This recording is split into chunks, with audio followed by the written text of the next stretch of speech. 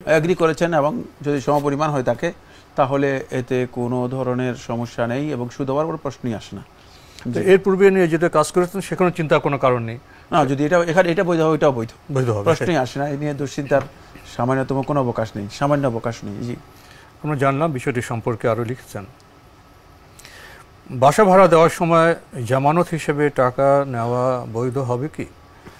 যা কোনো ভাড়াটিয়া বাসা ছেড়ে দিলে তাকে ফেরত দেওয়া হবে, এমন টাকা গ্রহণ করে তা ব্যবহার করা জায়েজ হবে কি?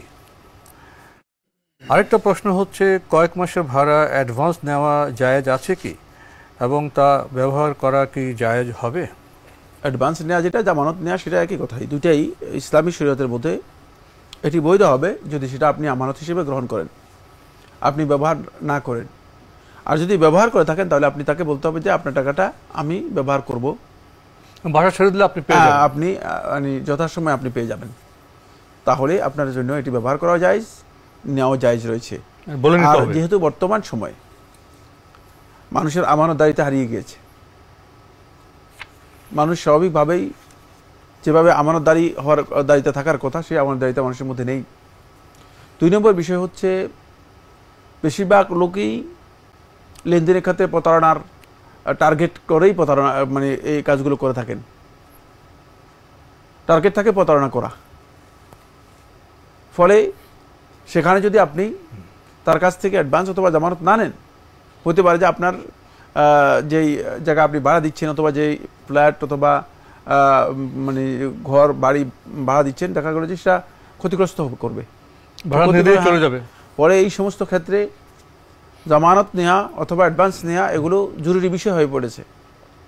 কারণ বিশ্বাসঘাতকতার বিষয় এখন অনেকটা নিশ্চিতত্ব হবে। আমানতদারিতার বিষয়টি অনেকটা মনে করতে হবে যে নাই ধরতে হবে। মানুষের লেনদেন সম্পর্কে জানার কারণে এই কথাগুলো আমি বলছি। আমানতদারিতার বিষয়টিকে নাই ধরতে হবে, আর বিশ্বাসঘাতকতার বিষয়টিকে নিশ্চিত ধরতে হবে, ধরে তারপরে। কারণ এই মানুষগুলো না ইসলাম বুঝে, না দিন বুঝে, না ইসলাম অনুযায়ী নিজের জীবন যাপন করে থাকে। কোনো দিক থেকে তাদেরকে ইসলামী মানুষ হিসেবে অথবা মুসলিম হিসেবে আপনারা পাবেন না।